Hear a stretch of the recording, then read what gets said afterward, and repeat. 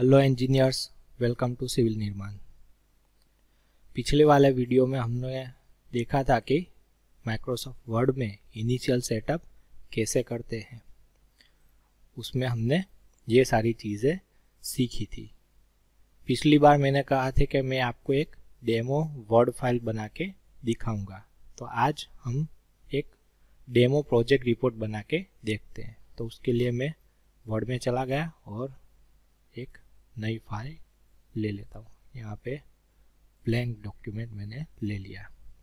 अब इसमें मैंने जो पिछली बार सिखाया था वो वाला सेटअप में फटाफट से कर देता हूँ। तो पहले मैं लेआउट में गया, साइज़ में A4 size, orientation, portrait, margin, custom margin में जाके ये सारे मुझे यही रखने हैं और कटर मुझे देना है 1 सेंटीमीटर बाइंडिंग के लिए। यहाँ पे पेपर साइज़ यहाँ से भी सिलेक्ट आप कर सकते हैं और यहाँ से हेडर और फुटर कितना ऊपर या नीचे रखना है वो यहाँ से आप सेटअप कर सकते हैं। ओके। पेज बॉर्डर, तो उसके लिए लेआउट में डिज़ाइन में पेज बॉर्डर्स, मुझे बॉक्स वाला बॉर्डर चाहिए और उसमें ये वाली डिज़ाइन चाहिए। उसकी साइज़ मुझे थोड़ी कम चाहिए, मोटाई कम चाहिए, तो मैं 1.5 पॉइंट रख लेता हूँ। पूरे डॉक्यूमेंट में चाहिए या इसी सेक्शन में, तो मुझे सिर्फ इसी सेक्शन में चाहिए। आगे वाला जो हमारा मेन पार्ट रहेगा, चैप्टर जहाँ से शुरू होगा, उसके बाद मुझे ये वाली बॉर्डर नहीं चाहिए। तो मैं दिस सेक्शन सिलेक्ट कर लेता हूँ। अगर आपको सिर्फ एक ही पेज पे चाहिए तो this section first page only, ये वाला ऑप्शन आप सिलेक्ट कर सकते हैं। मैं ये वाला सिलेक्ट कर लेता हूँ, फर्स्ट पेज ओनली। ओके, तो ये बॉर्डर आ गई। सबसे पहले हमारा पहला पेज आएगा प्रोजेक्ट का, जो फ्रंट पेज होता है वो। तो ये जो फ्रंट पेज है उसका फॉर्मेट आपको अपनी यूनिवर्सिटी से ही मिल जाएगा। तो मैं सिर्फ इसमें ब्लैंक करके छोड़ देता हूँ।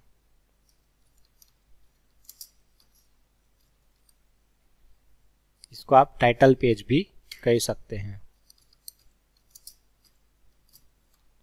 ये वाला पेज आप में जो हार्ड बाउंड रहेगा उसका फ्रंट रहेगा। इसका फॉर्मेटिंग अगर टेक्स्ट का करना है तो यहाँ से आप कर सकते हैं। एरियल ब्लैक 16, ये सब कुछ ये आपको अपनी यूनिवर्सिटी से मिल जाएगा। तो मैं यहाँ पे कुछ मेहनत नहीं कर रहा। अब मुझे दूसरा पेज, इसके बाद का पेज चाहिए। तो उसके लिए स्टूडेंट्स क्या करते हैं कि एंटर करके नीचे चले जाते हैं, ऐसे करके। तो आपको ऐसे करके नहीं जाना है। क्यों नहीं जाना है? क्योंकि अगर मैं आपको एक बात दिखा देता हूँ कि ऐसे करके मैं गया, यहाँ पे मेरा सर्टिफिकेट का पेज आएगा। अब क्या होगा कि टाइटल पेज में मैं कुछ भी चेंजेस करूँगा, मान लो कि यहाँ पे मैंने एक लाइन ऐड की कुछ भी, तो क्या हुआ, यहाँ पे ये मेरा जो सर्टिफिकेट है वो थोड़ा नीचे खिसक गया। यहाँ पे एक और लाइन ऐड की, तो जैसे जैसे मैं यहाँ पे कुछ ऐड करता हूँ तो ये वाला जो है वो नीचे खिसक रहा है। अगर आपको ये रोकना है, यहाँ पे कुछ भी एडिटिंग करे उसका रिफ्लेक्शन यहाँ पे ना आए, उसके लिए आपको क्या करना है, जो मैं एंटर मार के दूसरे वाले पेज में गया वो नहीं करना है। टाइटल पेज लिखा, फिर यहाँ से एंटर लगाया और इंसर्ट में जाके पेज ब्रेक दे दे। अब यहाँ पे सर्टिफिकेट, अब यहाँ पे मैं कुछ भी चेंजेस करूँगा, देखो कितनी भी लाइन ऐड करूँ तो उसका रिफ्लेक्शन दूसरे वाले पेज में नहीं आएगा। अगर पूरा एक पेज भी यहाँ पे ऐड हो जाए तो जो सर्टिफिकेट मेरा था वो नेक्स्ट पेज पे चला जाएगा। यहाँ पे ऊपर कोई भी चेंजेस आएगा नहीं। अब सर्टिफिकेट मैंने लिखा, फिर इसका मैं क्या करूँगा, फॉर्मेटिंग करूँगा। होम टैब में गया, यहाँ पे गया, यहाँ से मुझे जो भी फॉन्ट चाहिए, मुझे टाइम्स न्यू रोमन चाहिए तो टाइम्स न्यू रोमन लिखा, एंटर किया, फिर उसकी साइज़ डिसाइड की, वो साइज़ यहाँ पे एंटर की। उसके बाद बोल्ड चाहिए तो बोल्ड किया, फिर मुझे सारा अपर केस में चाहिए तो यहाँ पे अपर केस कर दिया। फिर मुझे इसके नीचे लाइनिंग चाहिए तो लाइनिंग के लिए मैं यहाँ पे जाऊँगा, फिर यहाँ पे बॉटम लाइन सिलेक्ट करूँगा। यहाँ पे बॉटम लाइन में ये वाला मैंने प्रीवियसली सिलेक्ट किया हुआ था, तो जो प्रीवियसली लाइन है वही ये वर्ड ले लेगा। तो मुझे चेंज करना है तो फिर से मुझे बॉर्डर एंड शेडिंग में जाना पड़ेगा।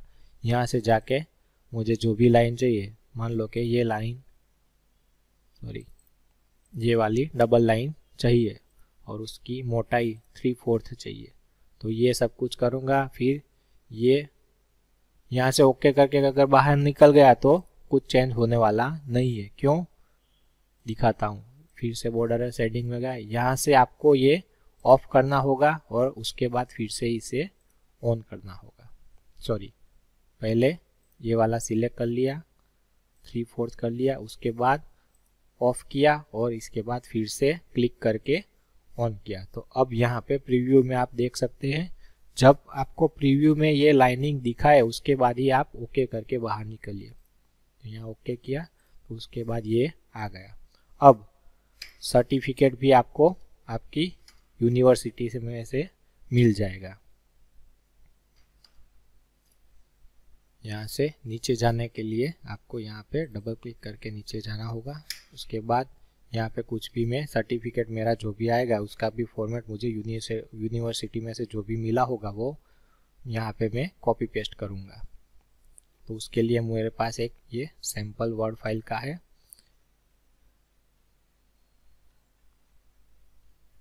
इस रिपोर्ट में से मैं सब कुछ यहाँ से कॉपी कर रहा हूँ, Ctrl+C और यहाँ से Ctrl+V। तो ये मेरा आ गया। उसको मुझे ये यहाँ पे बहुत सारे ऑप्शन दिए गए हैं। यहाँ पे पहला ऑप्शन है कीप सोर्स फॉर्मेटिंग। तो मेरी जो पिछली वाली वर्ड फाइल थी, जो ओरिजिनल वाली जहाँ से मैंने कॉपी किया, उसमें जो फॉर्मेट होगा वही फॉर्मेट इसमें कॉपी पेस्ट करवाना है। दूसरा ऑप्शन है मर्ज फॉर्मेटिंग, दोनों का फॉर्मेटिंग मर्ज हो जाएगा। तीसरा जो ऑप्शन है वो यूज डेस्टिनेशन स्टाइल, मतलब मेरा जो ये वर्ड फाइल है जो मैं नया बना रहा हूँ उसका जो भी फॉर्मेट होगा वो कॉपी होगा। फिर ये पिक्चर है तो इमेज के हिसाब से इसे ले लेगा। उसके बाद इसमें कुछ एडिटिंग करना होगा तो नहीं होगा। तो आखिरी वाला जो है वो है कीप टेक्स्ट ओनली, तो उसका सिर्फ टेक्स्ट ही लेगा, कोई भी फॉर्मेटिंग पेस्ट करेगा नहीं।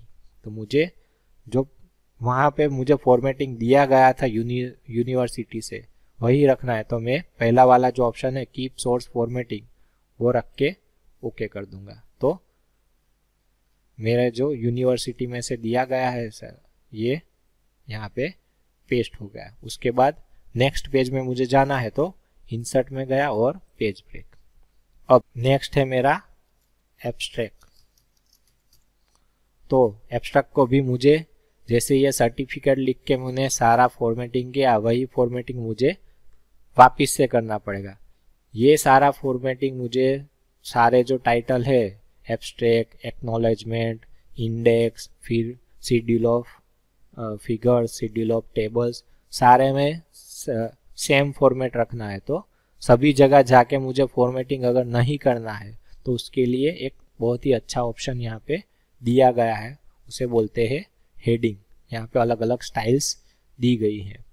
तो ये स्टाइल्स का मतलब क्या है कि जो ये फॉर्मेटिंग मैंने किया कि ये 16 का फॉन्ट मैंने लिया, सारा कैपिटल में लिखवाया, फिर बोल्ड किया, इसके नीचे जो लाइन मैंने ऐड करवाई, ये सब कुछ मुझे यहाँ पे स्टाइल में जाके फॉर्मेट कर देना है। उसके बाद जिसमें मुझे ये वाली स्टाइल चाहिए उसको सिर्फ मुझे सिलेक्ट करके यहाँ पे क्लिक करना है यहाँ पे हेडिंग में। तो ये सारा सेम स्टाइल में हो जाएगा। आप देखिए यहाँ पे टाइटल है तो इसका जो स्टाइल है, अगर मैं एब्स्ट्रैक्ट को सिलेक्ट करके टाइटल पे क्लिक करूँ तो ऊपर जो फॉर्मेट था वही वाला फॉर्मेट इसमें आ जाएगा। तो इसका यूज़ करके आप फॉर्मेटिंग बहुत ही जल्दी कर सकते हैं। तो उसके लिए सबसे पहले आपको मुझे ये टाइटल वाला फॉर्मेट करना है हेडिंग, तो उसके लिए राइट क्लिक करूँगा और मॉडिफाई में जाऊँगा। मॉडिफाई में जाके मुझे यहाँ से भी बहुत सारे शॉर्टकट दिए गए हैं, मगर मैं आपको अंदर जाके दिखाऊंगा। तो यहाँ पे फॉर्मेट में गया, फॉन्ट में गया, फॉन्ट में जाके फॉन्ट मुझे चाहिए टाइम्स न्यू रोमन, तो यहाँ पे टाइम्स लिख दिया, टाइम्स न्यू रोमन आ गया। रेगुलर वाला नहीं, बोल्ड चाहिए तो यहाँ पे बोल्ड कर दिया। फॉन्ट की साइज मुझे 16 पॉइंट चाहिए तो मैंने 16 लिख दिया। ये जो कॉम्प्लेक्स स्क्रिप्ट है वो हमारी जो रीजनल लैंग्वेज होती है, मान लो कि हिंदी, गुजराती, मराठी, वो सब के लिए यूज़ होता है। तो यहाँ पे कोई रीजनल लैंग्वेज मेरे रिपोर्ट में नहीं आने वाली, तो इसका फॉर्मेट मैं अभी नहीं कर रहा हूँ। ठीक है, फिर कलर मुझे चाहिए ऑटोमेटिक। ऑटोमेटिक में आपका कलर ब्लैक रहेगा। इसके नीचे मुझे अंडरलाइन नहीं चाहिए, वो जो 2 लाइन थी वो मुझे बॉर्डर में जाके देनी है, तो अंडरलाइन नहीं लेनी। उसके बाद मैंने इसे ओके कर दिया। फिर फॉर्मेट में फिर से गया, पैराग्राफ में गया। यहाँ पे पैराग्राफ के लिए जो भी सेटिंग मुझे चाहिए वो मैं यहाँ से कर दूंगा। तो ये तो टाइटल है, तो टाइटल में मुझे पैराग्राफ आएगा ही नहीं, तो इसका मुझे सेटिंग करने की कोई ज़रूरत नहीं है। सिर्फ अलाइनमेंट, तो अलाइनमेंट मुझे चाहिए सेंटर, तो यहाँ पे अलाइनमेंट में सेंटर्ड कर दूंगा।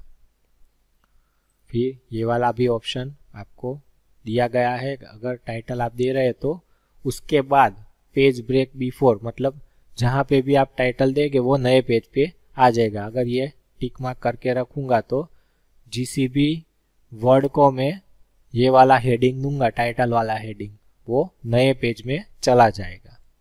तो मुझे वही चाहिए, तो मैंने टिक करके ओके कर दिया। उसके बाद यहाँ पे बॉर्डर्स, तो बॉर्डर्स मुझे चाहिए डबल लाइन और 3/4 पॉइंट, और मुझे चाहिए सिर्फ बॉटम में, तो यहाँ से मैं नन करके फिर बॉटम को ऑन कर लूँगा। उसके बाद ओके। यहाँ पे ऑटोमेटिकली अपडेट माने के जहाँ कहीं भी मैंने पहले भी कहीं टाइटल अगर दिया होगा तो वो भी अपडेट हो जाएगा। अगर ये टिक मार्क नहीं रखूँगा तो पहले मैंने जो भी हेडिंग टाइटल दिया होगा वो अपडेट नहीं होगा, और नया जहाँ भी दूंगा वहीं पे अपडेट होगा। तो इसको आपको ऑन ही रखना है। यहाँ पे जाके मैंने ओके कर दिया। इसके बाद मुझे क्या करना है, सर्टिफिकेट को सिलेक्ट करके यहाँ पे टाइटल दे देना। उसके बाद एब्स्ट्रैक्ट को सिलेक्ट करके टाइटल दे देना है। पहले नॉर्मल दिया, अब ये मैंने लिखा होगा तो सिलेक्ट करके सिर्फ टाइटल दूंगा तो ये फॉर्मेटिंग ऑटोमेटिकली हो जाएगा। अब मुझे क्या चाहिए कि मैंने ये स्मॉल में गलती से लिख दिया, मुझे ये कैपिटल में चाहिए, तो यहाँ पे जाके आपको अपर केस करने की ज़रूरत नहीं है, वो भी आप यहाँ से कर सकते हैं। मॉडिफाई में गया, फॉन्ट में गया, तो यहाँ पे एक ऑप्शन दिया गया है ऑल कैप्स, तो वो मैं ऑन कर लूँगा। ये भी बहुत सारे ऑप्शन दिए गए हैं, ये भी आप अपने हिसाब से अगर रखना चाहे तो कर सकते हैं। यहाँ पे सैंपल में आप देख सकते हैं इसका इफेक्ट क्या हो रहा है।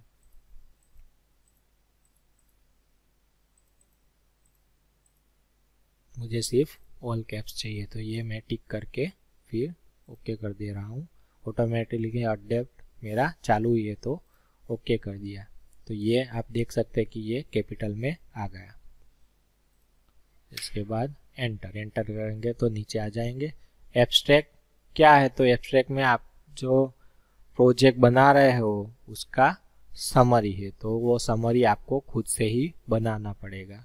तो मैं इसके ब्लैंक रख देता हूँ और एक नया पेज ले लेता हूँ। यहाँ पे आएगा एक्नॉलेजमेंट। अब एक्नॉलेजमेंट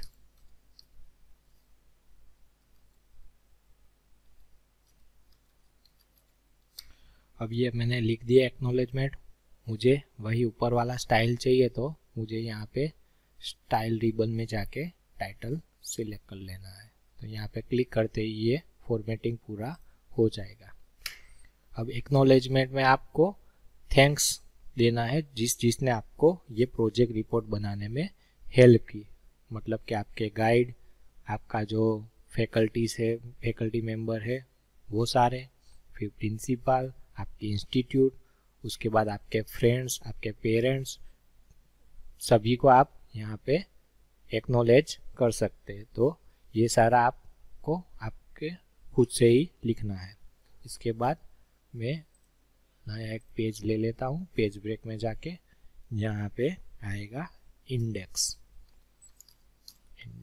तो यही इसमें भी मुझे वही वाला स्टाइल चाहिए, तो स्टाइल में जाके टाइटल सिलेक्ट कर दूंगा और यहाँ पे जाके एंटर। अब बहुत सारे स्टूडेंट इंडेक्स खुद से ही बनाते हैं और इंडेक्स बनाने में बहुत ही ज़्यादा टाइम चला जाता है, क्योंकि इंडेक्स में सारे मेन पॉइंट आपको लिखने होते हैं। चैप्टर 1 उसका टाइटल, वो कौन से पेज पे है, फिर चैप्टर 1 का जो मेन पॉइंट होता है 1.1, 1.2, 1.3, वो सब कुछ कहाँ पे है, उसका पेज नंबर, सब कुछ आपको स्क्रॉल डाउन कर करके देखना पड़ता है। उसके बाद आप मैन्युअली कई बार नोटबुक में बनाते हैं, उसके बाद उसकी एंट्री वर्ड में करते हैं, तो उसमें बहुत सारा टाइम निकल जाता है। तो यहाँ पे वर्ड में एक बहुत अच्छा ऑप्शन दिया गया है जिससे कि ये जो इंडेक्स है वो ऑटोमेटिकली जनरेट हो जाएगी विद इन अ सेकंड। तो उसके लिए आपको रेफरेंसेस में जाना है और यहाँ पे टेबल ऑफ कंटेंट का एक टैब दिया गया है। यहाँ से आप ऑटोमेटिकली अपना इंडेक्स जनरेट करवा सकते हैं, मगर उसके लिए आपको क्या करना होगा, तो उसके लिए आपको जो आपका चैप्टर है और उसके जो मेन पॉइंट और सब पॉइंट है उस सब को आपको यहाँ पे हेडिंग में, ये जो स्टाइल दिया गया है उसमें हेडिंग 1, हेडिंग 2, हेडिंग 3 सब कुछ देना पड़ेगा, तभी आपका जो इंडेक्स है वो ऑटोमेटिकली जनरेट होगा। वह हम लोग बाद में, जब हमारा रिपोर्ट पूरा बन जाएगा उसके बाद हम हमारी इंडेक्स जनरेट करवाएंगे। तो मैं नेक्स्ट पेज में चला जाता हूँ। यहाँ पे मेरा शेड्यूल ऑफ नोटेशंस आएगा। इसे आप लिस्ट ऑफ नोटेशंस भी कह सकते हैं। इसमें भी मुझे वही वाला स्टाइल चाहिए, तो स्टाइल में जाके टाइटल्स मैंने सिलेक्ट कर दिया। इसमें क्या आएगा, तो एक आपको टेबल बनाना पड़ेगा। आपने अपने पूरे प्रोजेक्ट रिपोर्ट में जो जो भी शॉर्ट फॉर्म यूज़ किए हैं उसको आपको यहाँ पे लिखना पड़ेगा और उसका शॉर्ट फॉर्म और बाजू में उसका पूरा नाम, फुल फॉर्म आपको यहाँ पे इस टेबल में बनाना होगा। एग्जाम्पल के तरीके से मैं यहाँ पे आपको एक टेबल बनाना सिखाता हूँ। तो उसके लिए आपको इंसर्ट में जाना, इंसर्ट में जाके टेबल को इंसर्ट करवाने के लिए बहुत सारे अलग अलग तरीके हैं। जैसे कि यहाँ से आप ये देख सकते हैं कि यहाँ पे मैं आगे जाऊँगा तो नंबर ऑफ कॉलम मेरी बढ़ेगी, यहाँ से नीचे जाऊँगा तो नंबर ऑफ रोज बढ़ेगी। ऐसे करके मैं नंबर ऑफ, जितने भी मुझे नंबर ऑफ कॉलम और नंबर ऑफ रोज चाहिए वो मैं यहाँ से ले सकता हूँ। अगर यहाँ से मुझे टेबल ऐड नहीं करवाना तो कंट्रोल Z में करके फिर से एंटर, इंसर्ट में गया, टेबल में यहाँ से नंबर ऑफ कॉलम कितनी और नंबर ऑफ रो कितनी वो मैन्युअली टाइप करके मैं टेबल एक बना सकता हूँ। उस टेबल में मुझे जो हमारे कॉलम है वो कैसे चाहिए, कितनी विड्थ के चाहिए, तो यहाँ पे आप लिख के कितने सेंटीमीटर विड्थ के आपको कॉलम चाहिए, या तो फिर यहाँ से घटा के मैं ऑटो कर सकता हूँ, तो ऑटोमेटिकली वो अपने हिसाब से विड्थ ले लेगा। या फिर मुझे जो भी मैं कंटेंट लिखूँ उतने ही विड्थ के मुझे कॉलम चाहिए, तो मुझे ऑटो फिट कंटेंट्स में जाना होगा।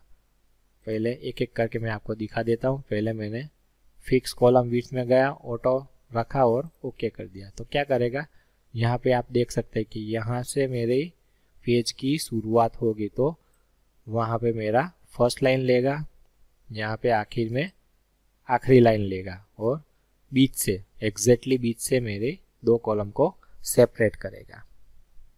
अगर ये मुझे नहीं चाहिए तो इंसर्ट टेबल में गए, यहाँ पे 2, यहाँ पे रोज 15, फिर ऑटो फिट टू कंटेंट रखूँगा तो क्या करेगा, ऐसा छोटा ही कॉलम विड्थ रखेगा, बट जैसे जैसे मैं इसमें लिखूँगा तो कॉलम की विड्थ ऑटोमेटिकली बढ़ती रहेगी। यहाँ पे आएगा शॉर्ट फॉर्म और बाजू में फुल फॉर्म।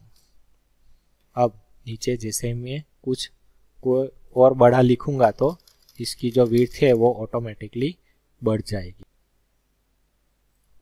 डिलीट कर लेता हूँ।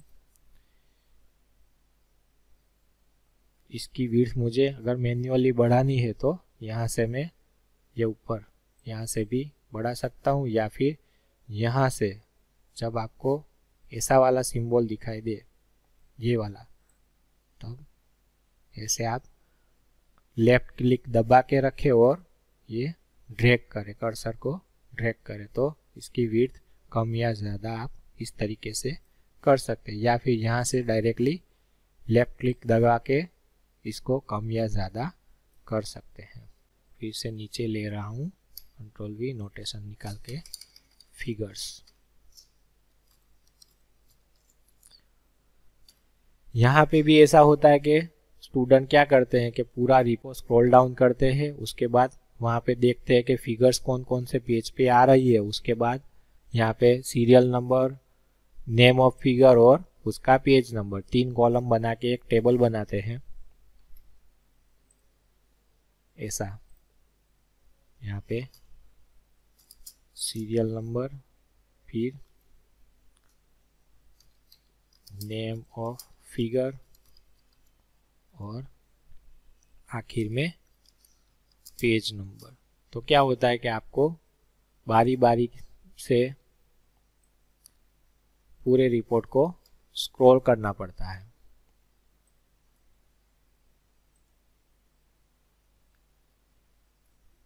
बारी बारी से पूरे रिपोर्ट को स्क्रॉल करना पड़ता है और उसमें से पेज नंबर निकालने पड़ते हैं।